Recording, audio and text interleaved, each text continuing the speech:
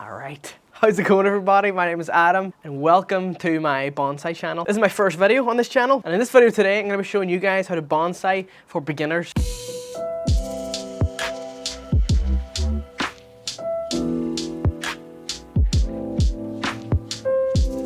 So if you're new to bonsai, the first thing you're probably thinking is what can be bonsaied, or where do I get bonsai seeds? At least that's what I was thinking whenever I started bonsai, and I started looking on eBay and they were trying to sell me bonsai seeds.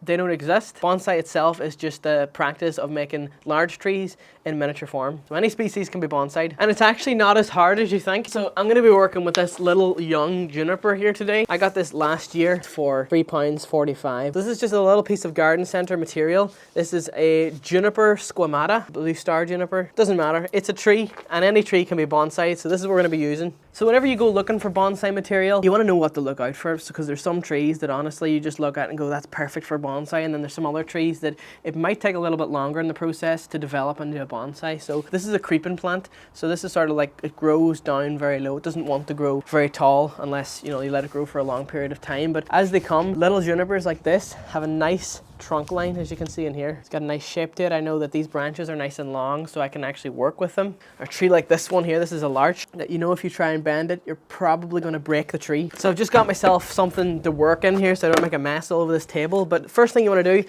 is take the plant out of the pot. Got a nice root system on it. This is for beginners, so there's not going to be any fancy bonsai root tools or anything like that. This is just a fork that I bent with a pair of pliers. So what we're going to start by doing is taking a fork and just scraping away at the roots here. Now most gardeners will tell you not to disturb the roots of a plant like this or it could kill it. That's quite far from the truth. What I'm doing is I'm just raking away the soil. And when I rake the tree, I'm going to rake in an outward pattern from the trunk. So as I spin the tree around, I'm always raking outwards. Also, if you turn the tree upside down and you rake from the bottom, you want to rake outwards from the center of this circle that the pot was in as well. The idea is just to untangle the root mass. This is one of the parts of bonsai that I find actually quite therapeutic. You just, all I really took off was this much root, which isn't much when you look at the grand scheme of the tree. So I've just loosened up the soil a little bit, and I've got all these long roots here. These are root pruning shears, but you don't have to use these. You can use ordinary scissors.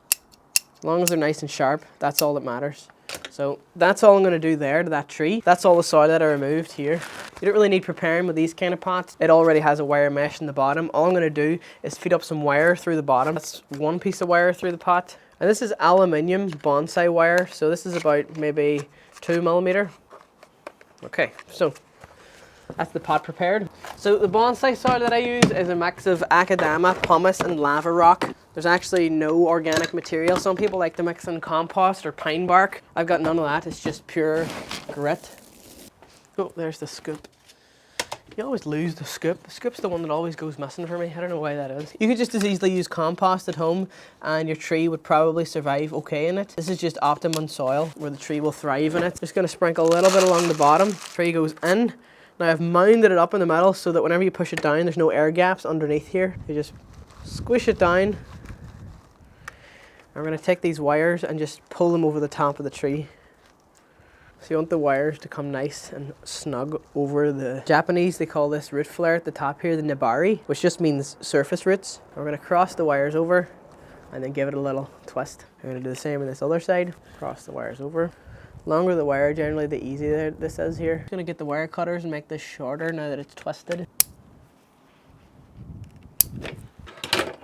Now to tighten it into the pot, I'm just going to grab a pair of pliers. These are called gin pliers for bonsai. You don't have to use these, you can use whatever you like. As long as it grabs them, a normal pair of pliers will do. You want to have it nice and snug over the roots and pull upwards and twist. Now the reason why we wire trees into pots is so that first of all, any movement of the wind can damage newly growing roots that are forming in the pot. And secondly, if your pot falls over, the tree won't fall out and create a mess everywhere. It's happened a few times here in winter nights and it's just terrible. Now that it's wired into the pot, I like to do this test where I just lift it by the trunk and it doesn't move. I'm going to pour in some soil. What you can actually do as well to promote a lot of healthy root growth is to throw in some sphagnum moss in around where you want new roots to form, because the sphagnum moss will actually create an environment where it's antifungal and antibacterial, so there's no chance of the old roots rotting, and it also promotes new fine roots. Pour in more soil. I know I say soil, but this is really just a mix of stones. So what we're gonna do next is take a chopstick and stab, sort of, try not to stab the roots, but you wanna stab into the soil. And by doing this, the idea is to remove any air pockets that are in the soil. You see, whenever you water the tree, the water goes down, absorbs into all these nice stones. But if there's an air pocket in the soil, and you water it, and there's roots sort of in that little air pocket, the water can't get to the roots, so the roots in that area will die. So you wanna try and get out as much of the air pockets as you can. Let me know if anyone can relate to this in the comments. It always just surprises me how much you can keep putting more soil in after you keep like filling out the air pockets. That looks about good. Next step is we're gonna actually give the top of the tree now a nice style. So right now it just kind of looks like a bush in a pot. I wanna give this the bonsai look. So first of all, there's a lot of congestion going on here. I'm gonna start by just picking a front of the tree, which I've already chosen. So whenever you pot the tree, you want to have an idea of where the front is. For this tree, I want this to be the front. I chose the front here because it's got nice movement in the trunk. You want to always look at the front of the tree whenever you're working on it so you know what's going on. This is my front here. We've got this nice movement coming up here. Any dead branches, we're just going to cut off. Again, just use normal scissors if you have them. I just happen to have bonsai scissors. We're just going to cut off any congestion here, any branches that is in the bottom third of the tree. This part now is really up to your imagination. How do you want the tree to look? How do you want it to style? I'm going to cut off any downward growing branches. In bonsai, generally any branches growing downward you want to remove. So, to wire a bonsai tree, you want to take the wire, first wrap it around the trunk. A good way to test if the branch is going to bend with the wire that you're using is to take the wire and push it against the tree. And if the wire bends, then this wire isn't strong enough to hold this branch. Let's do the test with a thicker wire.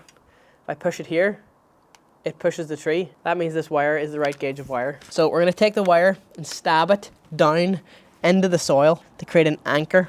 And then we're gonna come around at an angle.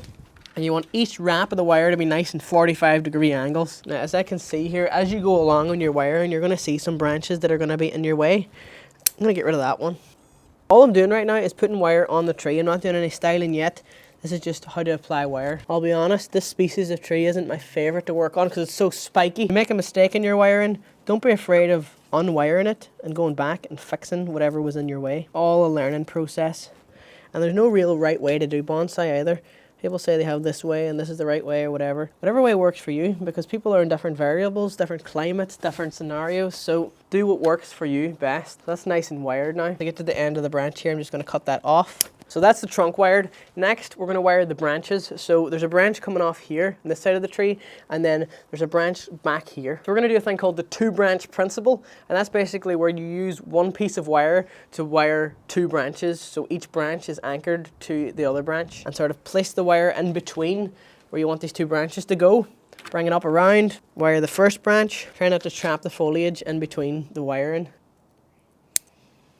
When you get to the end of the wire, you don't want to like proper tighten it and coil it because normally at the end of these branches they're quite fragile. I just like to create a little loop for it to sit into, but don't push it against the branch too tightly. Other end of this now, we're going to take this around and follow the wire. See here as I come around, I'm just following the previous line guidelines of the last wire. It doesn't have to be perfect, but you know, if one has OCD with bonsai, then they will have nice trees.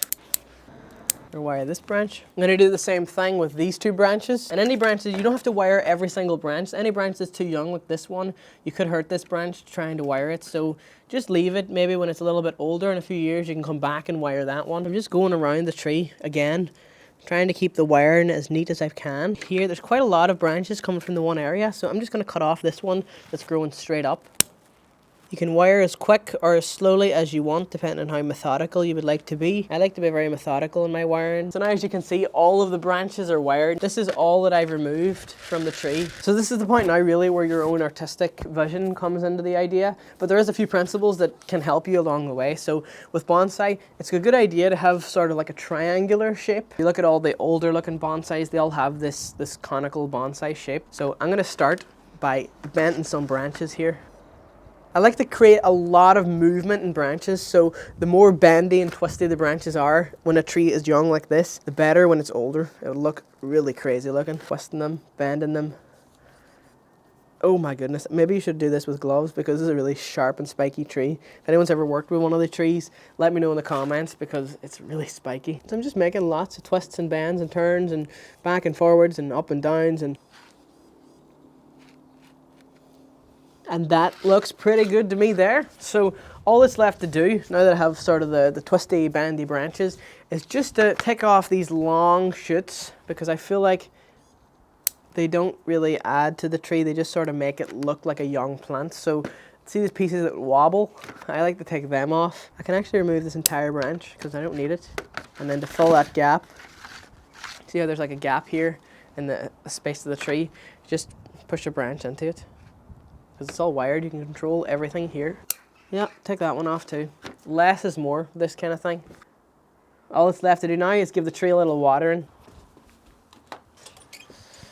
I know it sounds really silly to say this, but some people don't know how to water bonsais. What you want to do is water it until the water runs right through the bottom clear, especially with the first time watering, because there'll be lots of fine grit and stuff that'll be on these stones.